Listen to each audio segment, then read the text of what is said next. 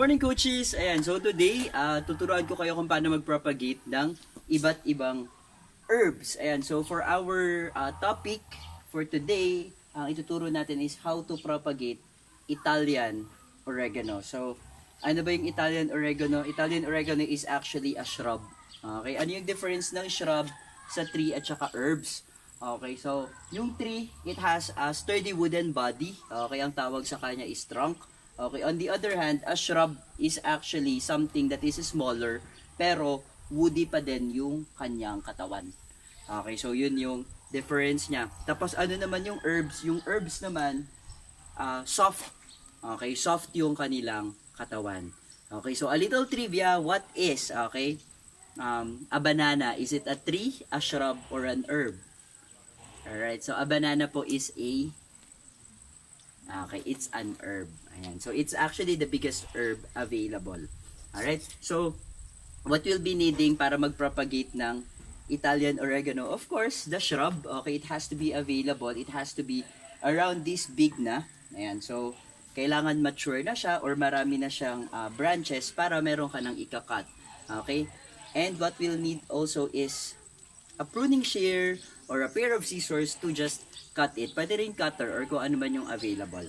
Para lang hindi natin siya kinakat na forcefully. Ayan, di ba? Kasi kapag kinat mo siya forcefully, what happens? Nadadamage yung mga branches and it might get affected with a fungi or a virus or a bacteria. Eventually, that may kill the plant. Okay, we don't want that to happen. Okay. What else? We need a wet piece of paper. So, this is a scrap paper. Okay. Kailangan basa siya. Okay. Bakit siya kailangan basa? Para it will hold the moisture in.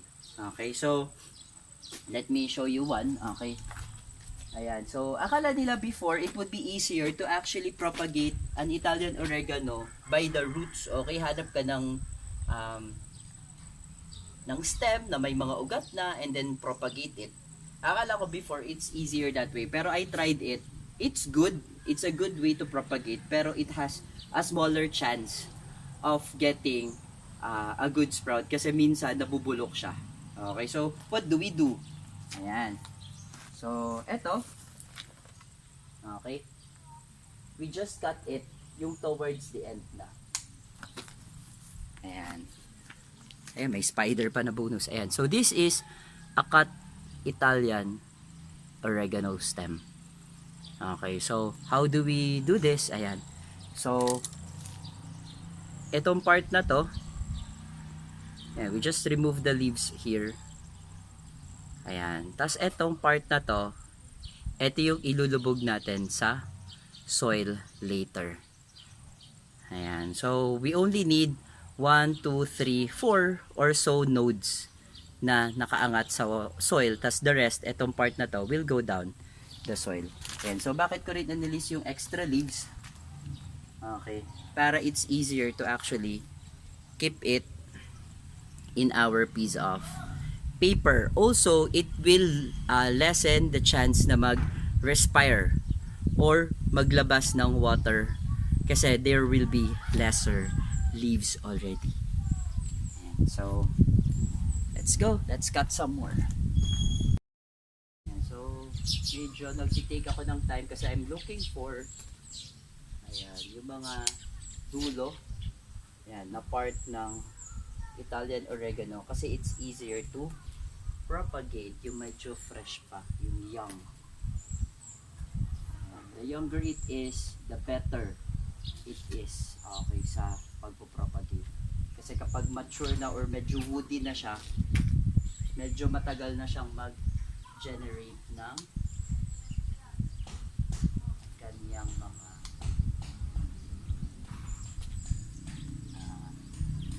mas matagal na siya mag-grow.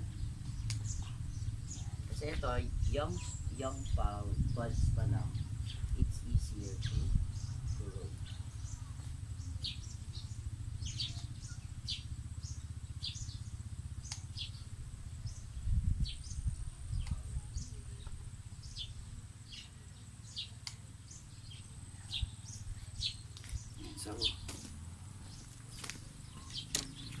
So we got a few Italian oregano already, and I got some from earlier. And so ito yung gagamitin natin. Okay, so later naman I will show you kung paano natin siya ililipat sa soil and what kind of soil media to use para mas mataas yung chance na mag-grow siya. Okay, so I would like to thank my former students dito sa Mapulot National High School because they were the ones who actually helped me in growing this garden. And so hindi lang namin siya masyado pang ma-maintain right now kasi syempre walang classes. So from time to time, if I'm coming here, nililinis ko siya. If I have students who come in, okay, those ages 16 and above, ayan, so tinutulungan namin to keep the area clean. Ayan, so thankfully, ayan, we have an Italian oregano available here in Mapulot National High School. We used to have other herbs and spices here, pero because of the storm and because napabayaan kasi we had a long lockdown. So, ito lang. Okay, ito na lang yung nag-survive, tsaka yung dusol, I think it's called dusol, ayan, and katakataka. So, yun mga yun, they're not herbs and spices, they're actually medicinal plants used for specific purposes, like dusol is for pigsa or boil. Okay, katakataka, I do not know how it is used. We also have mayana and some other herbs. And so, how do you use Italian oregano? It's actually good for cooking, like pizza or spaghetti or any dish with basil. Ayan, so it's good with basil. And it can actually be used as medicinal plant as well. Ayan, so actually the purpose of herbs and spices is actually help us with our health. Okay, so you eat your medicine through the herbs. Ayan, so yun lang po, at least for now, that is what we have. So later, I will show you how to transplant or how to put it in place, and then paano ba talaga siya i-grow. So ganun yung paraan ng pag-propagate. First, how to get your cuttings, which is now. And then the second part later, pag uwi ko na sa bahay, I'll show you kung paano siya ipapat. Alright? So that is our video for today. Thank you very much for tuning in. I'll see you later. Alright, so eto. Okay, we actually removed the lower leaves already from our stems. And so nalis na natin yung mga leaves niya. Ito na siya. We can already dry this and use it for food. Okay, so what happens to this? Okay, yung mga ipapropagate natin. Okay. Fold mo lang siya like so. And so taipit siya and then roll it. Okay. Ayan. So this way, it will hold the moisture. Sana may water pa. Ayan. So may konti pang water. Ayan. So it will hold the moisture in the stems of the Italian oregano. Ayan. So sadly, that's the last of the water available. Nakakat yung power line for the water supplies. And so, ito na yung ating ipopropagate ngayon na Italian oregano. So, thank you very much. I'll see you in a while. And ito na yung ating Italian oregano, and we will grow it dito sa Sirang Planggana. And what we have here is our potting mix. Okay, so ayan. So, meron tayong lupa na garden soil. This is garden soil. Ayan, as you can see, loam siya. And dadagdag ko lang siya from the old garden soil that I have already here. So, we have the garden soil in. And then, I got a topsoil from earlier. Outside. So, kita nyo naman yan, may mga dahon-dahon, damo at mga ugat-ugat pa. So, nakakuha ko lang siya sa kanya kanina, freshly.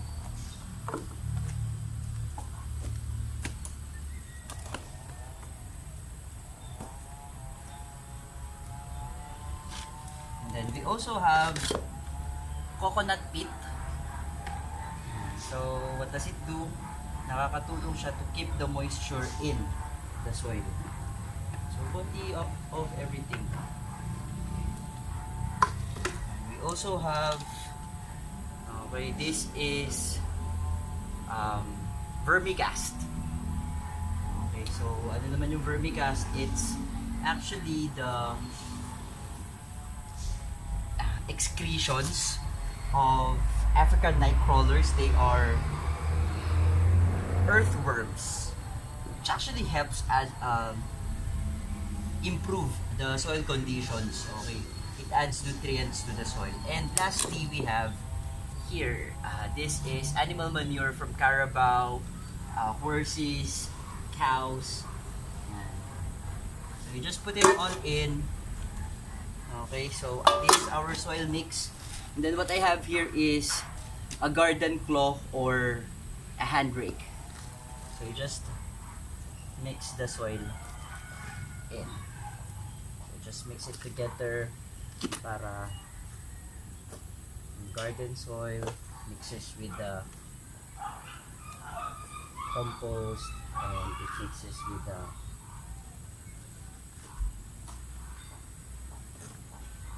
coconut coir and coconut pit.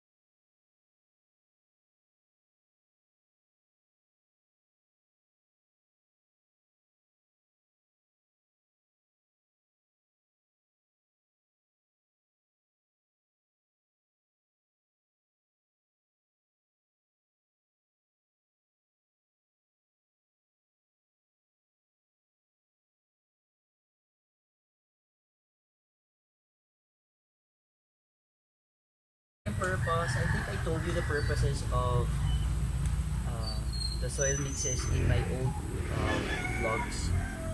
Pero, so the purpose of mixing soil is to actually add so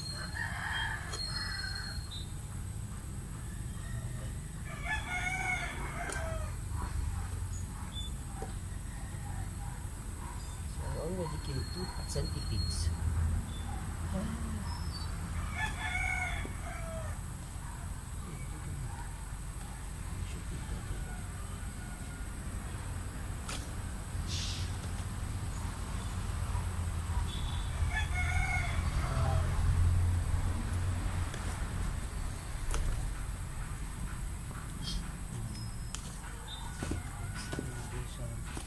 Well,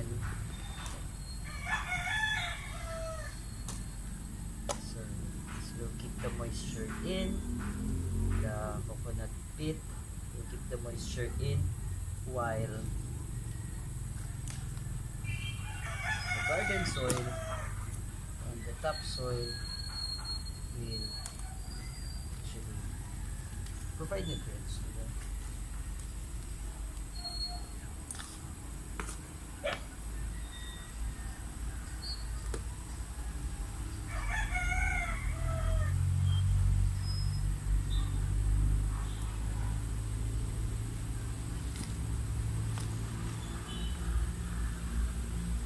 Go. I think it's done. Ayan. So, this is our soil mix already.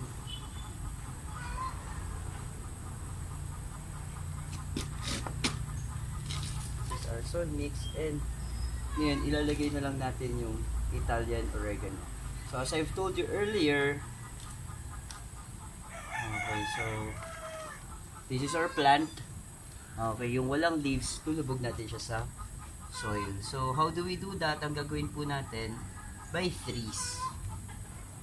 Ayan. So, if they start growing, maybe at least we have 3 of them.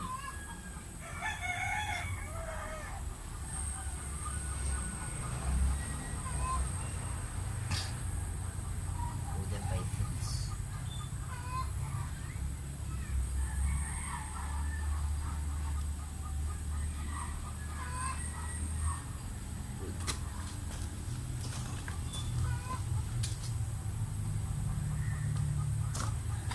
I'm gonna use my weeder, and I'm gonna use my weeder to help us in making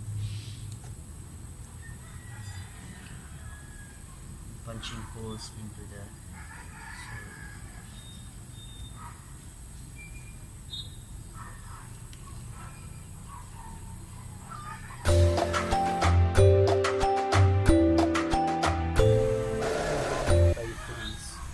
Para at least if one or two does not survive, okay, we still have one for that area.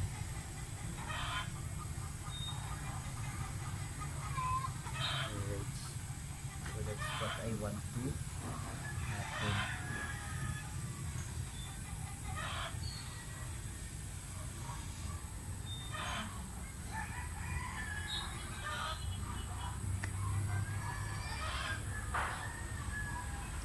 Actually planting them in such a way that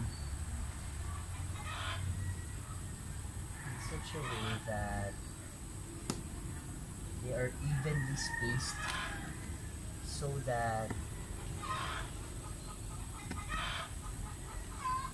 if, for example, we need to replant it already, if we have to move it to another pot, it is evenly spaced and it's easier to move from this container to another.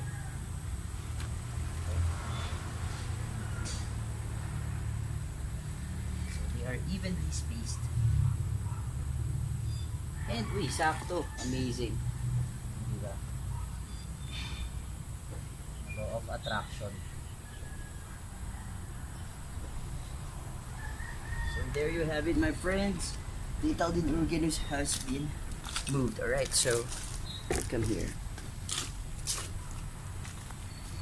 There you have it, my friends. So the Italian Oreganos have been moved.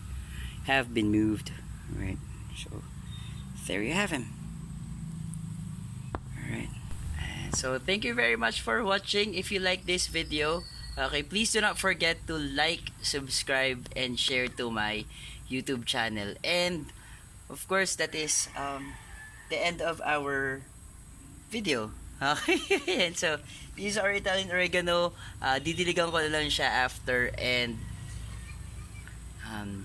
yun. So alright, so thank you very much, and that is how you propagate Italian Oregano.